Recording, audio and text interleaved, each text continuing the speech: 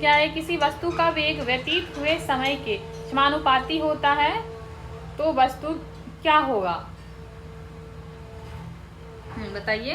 देखिए, यदि किसी वस्तु के वेग में समान समय अंतराल में यदि समान परिवर्तन होता है तो क्या होता है, तो उसके मतलब तो उसको त्वरण यानी कि तो उसके त्वरण को एक समान त्वरण कहते हैं। यानी उसी के त्वरण को, यदि किसी वस्तु के वेग में समान समय अंतराल में जो समान परिवर्तन होता है उसी के त्वरण यानी कि तो उसके त्वरण को ही समान त्वरण कहते हैं। मतलब हुआ कि किसी वस्तु का वेग जो है व्यतीत हुए समय के समानुपाती होता है तो वस्तु का त्वरण जो है वो एक समान होगा।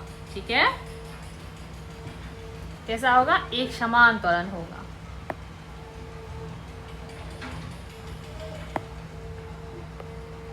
चलिए आगे बढ़ते हैं। ये आपके लिए अगला क्वेश्चन था।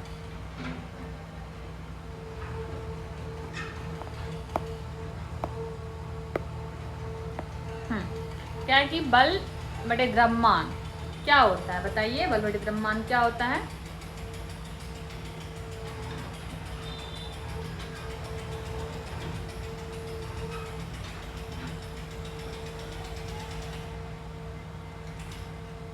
बताइए। देखिए, त्वरण यानी मतलब त्वरण होगा क्या कि बल और द्रव्यमान के अनुपात के बराबर होता है। यानी कि ए बराबर क्या होगा? एफ बाय एम, यानी एक्सेलरेशन बराबर फोर्स बटे मास, यानी कि ए बराबर एफ बाय एम, यानी क्या हो जाएगा?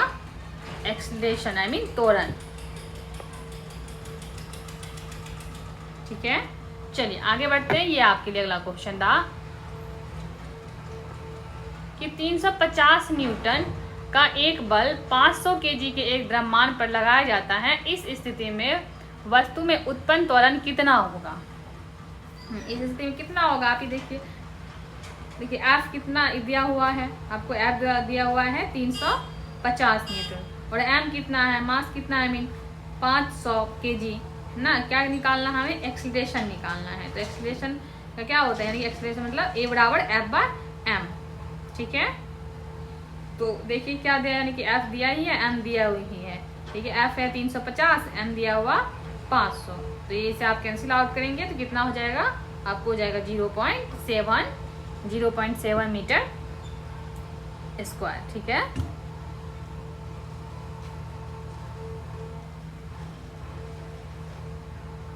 एक मिनट, यहाँ पे माइनस का साइन लगेगा। ठीक है, चलिए आगे बढ़ते हैं। ये आपके लिए अगला क्वेश्चन था कि त्वरण ऋणात्मक होने पर किसी पिंड का वेग क्या होगा? त्वरण जब ऋणात्मक रहेगा तो किसी पिंड का वेग जो है वो क्या होगा? आपको पता ही होगा किसी वस्तु के वेग में परिवर्तन की दर को त्वरण कहते हैं, है ना। यानी देखिए, जब त्वरण ऋणात्मक होता है तो वस्तु का वेग जो है वो क्या होता है? घटता है। ठीक है, क्या होता है? घटेगा। यानी चलिए आगे बढ़ते हैं। ये आपके लिए अगला क्वेश्चन था कि मुक्त रूप से गिर रही किसी वस्तु की गति किसका उदाहरण है? जब वस्तु गिरता है तो उस गति किसका उदाहरण है?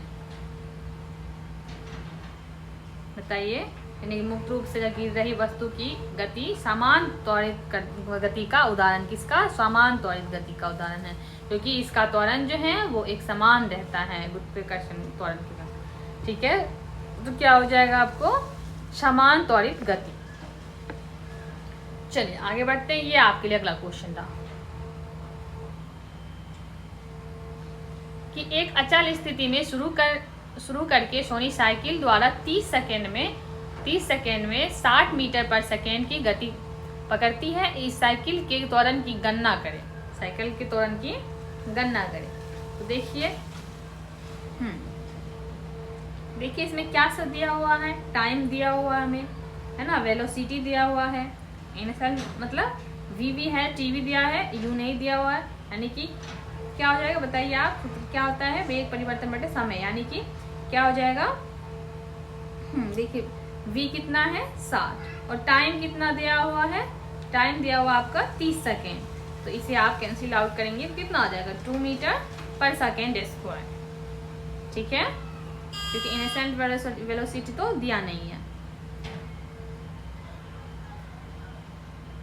तो कितना हो जाएगा 2 मीटर सेकेंड स्क्वायर।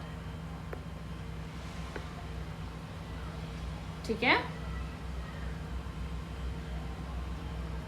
चलिए आगे बढ़ते हैं। ये आपके लिए अगला क्वेश्चन था कि वेग समय ग्राफ पर रेखा का ढलान क्या कहलाता है। वेग समय ग्राफ पर जो है रेखा का ढलान जो है क्या कहलाता है, त्वरण, मैंने कि त्वरण को दर्शा रहा, त्वरण कहलाता है ना।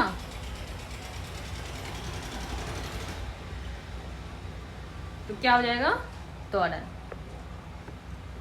चलिए आगे बढ़ते। ये आपके लिए अगला क्वेश्चन था कि एक वस्तु स्थिर स्थिति से आरंभ होकर 4 मीटर प्रति वर्ग सेकेंड के निरंतर त्वरण से स्थानांतरित होती है, 8 सेकेंड के बाद इसकी गति कितनी होगी।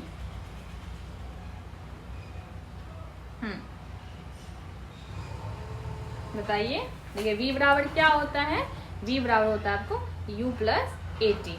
ठीक है, तो पूछ क्या रहा हमसे, v पूछ रहा है, तो u कितना है, u दिया 0 दिया हुआ है, यानी कि तो आपका a कितना है, a है 4 और t कितना है, टाइम कितना है, वो है आपको 8 सेकेंड। तो कितना हो जाएगा a यानी कि 4 × 8 करेंगे तो कितना आ जाएगा आपका, यानी कि वेलोसिटी यानी कि v जो आएगा निकल के कितना आ जाएगा 32 मीटर पर सेकेंड आएगा। ठीक है, यहाँ पे हमारे पास स्पेस की कमी है थोड़ी सी, तो इसलिए हम बोल रहे हैं मुँह से, आप सुन के अपने कॉपी करके देख सकते हैं। ठीक है, और देखिए जिसको आ रहा है बहुत अच्छी बात है, जिसको नहीं आ रहा है वो कॉपी पे कर लीजिए और देख लीजिए और समझ में आ जाएगा। ठीक है, चलिए आगे बढ़ते हैं। ये आपके लिए अगला क्वेश्चन था, यदि एक ट्रॉली विरामावस्था से 2 मीटर पर सेकेंड स्क्वायर के त्वरण से गतिमान होती है तो 4 सेकेंड बाद उसका वेग कितना होगा। बताइए। देखिए यहाँ पे देखिए एक्सेलरेशन यानी कि a दिया हुआ है कितना है 2 मीटर पर सेकेंड स्क्वायर और टाइम कितना दिया हुआ है 4 सेकेंड। ठीक है, और यानी कि v पूछ रहा है और u 0 है। ठीक है, यानी कि प्रारंभिक वेग जो है वो 0 है, अंतिम वेग पूछ रहा है। तो क्या होता है v बराबर u प्लस AT सूत्र है। ठीक है, तो क्या हो जाएगा v बराबर यानी कि u कितना प्रारंभिक वेग 0 है प्लस a कितना दिया हुआ है आपको 2 और t कितना है 4, तो कितना हो जाएगा आपको v बराबर 8 मीटर सेकेंड, 8 मीटर पर सेकेंड आई मीन। ठीक है, चलिए आगे बढ़ते हैं। ये आपके लिए अगला क्वेश्चन था,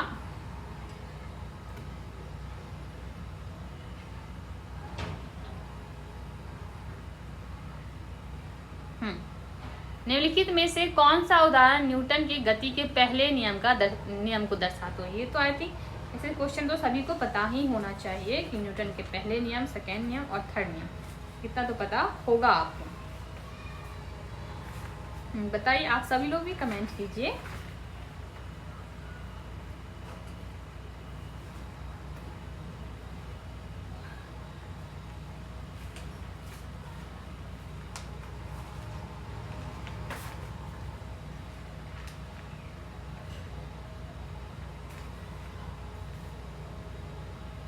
तो क्या है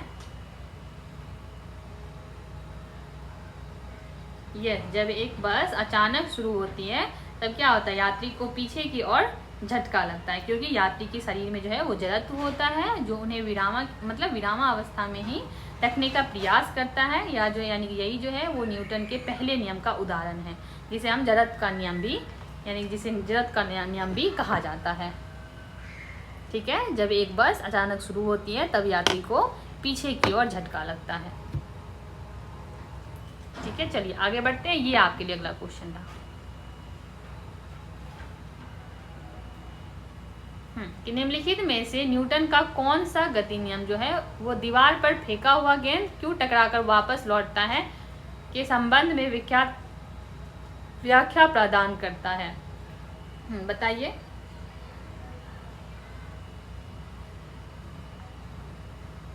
यानी दीवार पर फेंका हुआ गेंद टकराकर वापस लौटता है, यानी ऐसा क्यों होता है, जब यानी कि क्रिया यानी कि क्रिया प्रतिक्रिया, तो आप लोग जानते हैं यानी कि इसे जो है क्रिया प्रतिक्रिया का नियम भी कहा जाता है। यानी कि बताता है कि दीवार पर फेंका हुआ गेंद जो है वो टकरा कर वापस इसलिए लौटता है क्योंकि दीवार गेंद पर उतना यानी कि दीवार जो है गेंद तो उतना ही बल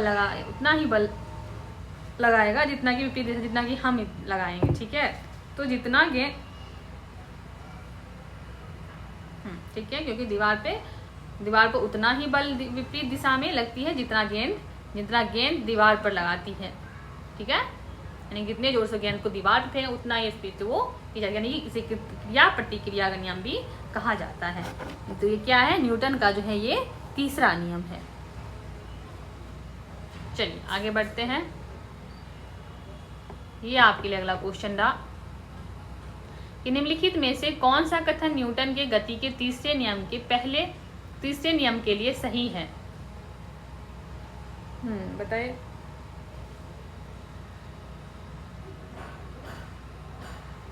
तो न्यूटन के गति के तीसरे नियम के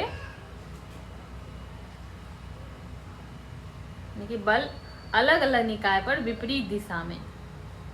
ठीक है, यानी कि न्यूटन के गति के तीसरे नियम के अनुसार जो है बल अलग अलग निकाय पर विपरीत दिशा में लागू होता है।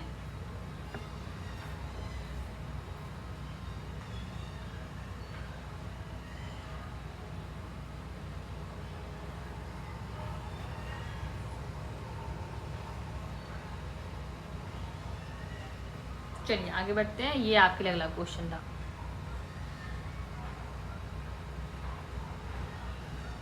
गति के 3 नियम इनमें से किसके द्वारा प्रतिपादित किए गए थे।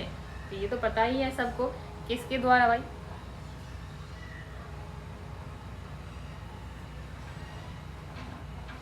न्यूटन के द्वारा, ये तो पता है। न्यूटन ने 1687 ईस्वी में जो है अपनी पुस्तक प्रिंसिपिया में गति के तीनों नियम को या नियम के बारे में बताया था। ठीक है, सी एकदम करेक्ट आंसर है इसका, सी आप लोग। चलिए, आइजैक न्यूटन द्वारा गति के कितने नियम प्रतिपादित किए थे। तो आइजैक न्यूटन ने 3 गति नियम प्रतिपादित किए थे। कितने? 3।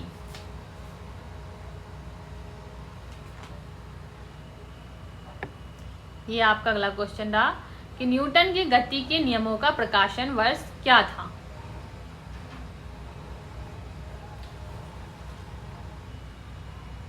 बताइए, न्यूटन के गति के नियमों के प्रकाशन वर्ष क्या था। वो था 1687।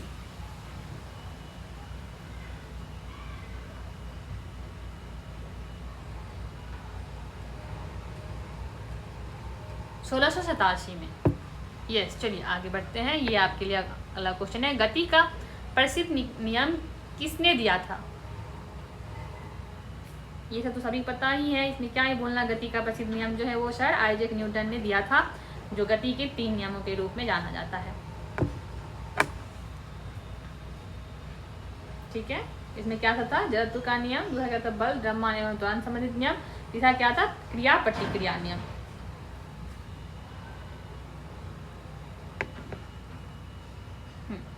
ये आपके लिए अगला क्वेश्चन रहा कि एक निकाय के संवेग में परिवर्तन की दर समानुपाती होता है।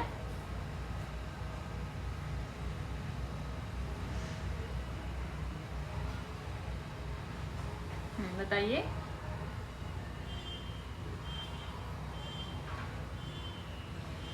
यानी कि एक निकाय के संवेग में परिवर्तन की दर उस पर लागू बल के समानुपाती है। इसे जो है न्यूटन का दूसरा गति नियम कहा जाता है। यानी कि गति का द्वितीय नियम जो है किसी वस्तु की गति के परिवर्तन की दर शुद्ध बल के दिशा में यानी कि वस्तु पर लागू शुद्ध बल के समानुपातिक होता है। क्या हो जाएगा, लागू बल। ठीक है, एक निकाय के संवेग में परिवर्तन की दर उस पर लागू बल के समानुपाती होता है।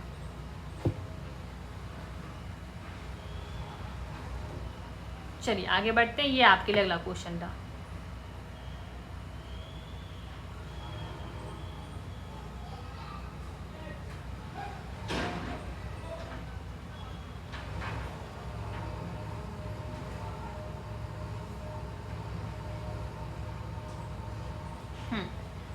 गति का द्वितीय नियम दर्शाता है। तो हम तो बात पहले क्वेश्चन में कर चुके हैं द्वितीय नियम के बारे में। गति का यानी गति का दूसरा नियम क्या दर्शाता है कि किसी वस्तु के गति के यानी किसी वस्तु के गति के परिवर्तन पर शुद्ध बल यानी कि दर पर शुद्ध बल की दिशा में लागू बल के समानुपाती होता है।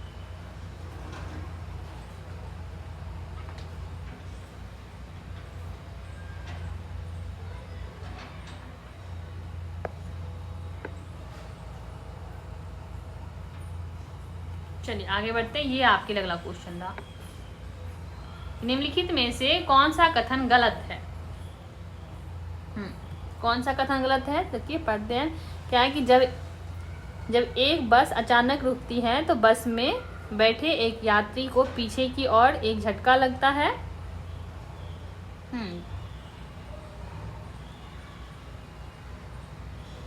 यही जो कथन है ए वाला, ये जो कथन है ये गलत है। तो सही क्या होगा कि जब बस अचानक रुकती है तो बस में बैठे यात्री को आगे की ओर झटका लगता है, क्योंकि उनके शरीर की गति जरूरत के कारण निरंतर बना रखने का प्रयास करता है। ठीक है, यानी कि ए जो है वही गलत।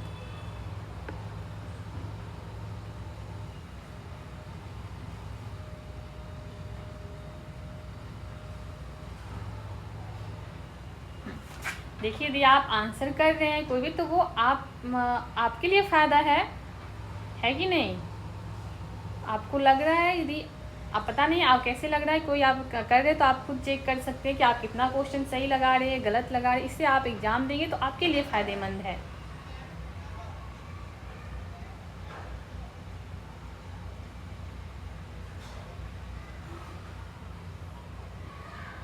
चलिए आगे बढ़ते हैं।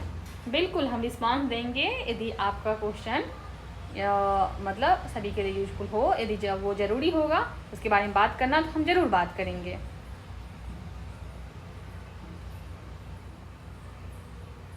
दोनों वस्तुओं के मध्य का बल हमेशा बराबर और विपरीत होता है। यह विचार न्यूटन के किस नियम के रूप में दिया गया है।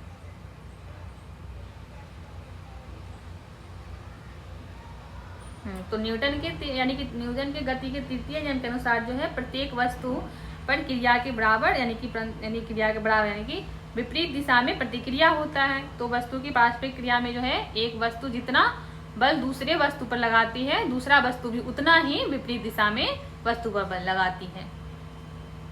यानी क्या हो जाएगा, गति का जो है वो तीसरा नियम है, क्रिया प्रतिक्रिया।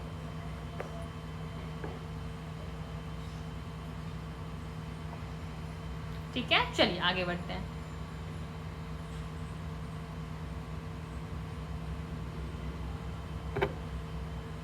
ये आपके अगला क्वेश्चन था कि जब एक स्थिर बस चलना प्रारंभ करती है तो उसमें खड़े व्यक्ति पीछे की दिशा में गिर जाते हैं। निम्नलिखित में से कौन सा नियम इस परिस्थिति की व्याख्या करता है। बताइए, ये तो आप लोगों को पता ही होगा कि जो है यानी कि न्यूटन के गति यानी कि प्रथम नियम है। प्रथम नियम में ही दिया है कि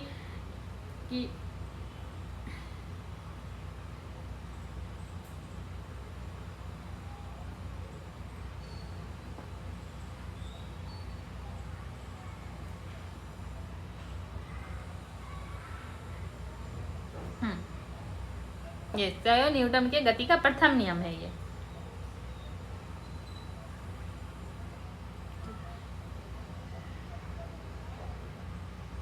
यानी कि प्रथम नियम के अनुसार क्या होता है कि वस्तु जो है अपनी अवस्था में बनाए रखती है जब तक कि उस पर कोई बाह्य बल नहीं लगाया जाए। यानी कि व्यक्ति के जड़त्व के कारण ही पीछे की ओर झुकते हैं। ठीक है।